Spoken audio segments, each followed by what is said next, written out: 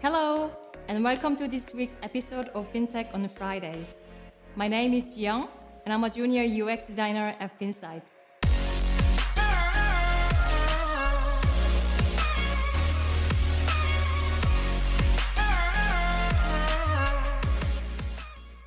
Today, we want to introduce why and how we conduct usability tests. When we have a prototype after the initial design process, we run a usability test. Usability test is a technique used to evaluate a product by testing it on users. It is especially critical in our design process, as we must know if the product helps users meet their goals before we jump into developing a real product. The test reveals important usability problems that we might have missed and also help us improve the product. At first, we set a test goal to address why we are doing the test. Then we set test objectives to clarify what we need to do. Lastly, we create the test scenarios to put users in the context of using the product. The planning is the important part to have everyone in the team on the same page and get the client's approval. Which tools to use depends on the circumstances.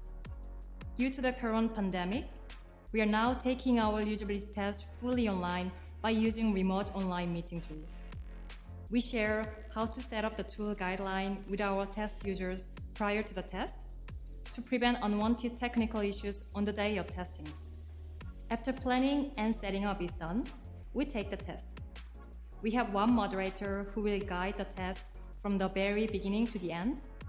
The moderator asks users to follow the test scenarios.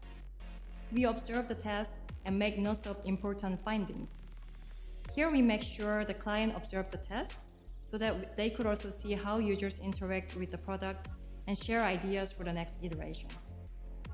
After the test is done, we gather all the notes from the test and make an affinity map. Mapping is a great way to synthesize the findings from the test. Then we finally create a rainbow sheet and focus on the most important problems to fix. With the insights and findings from the test, we iterate our design to improve the product.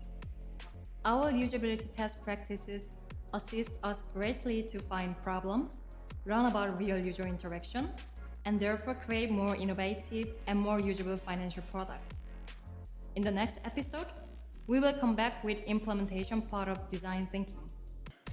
If you like this video, don't forget to subscribe to our social media channels, leave us a comment, or share the video. See you next week here on Fintech on Fridays. Bye!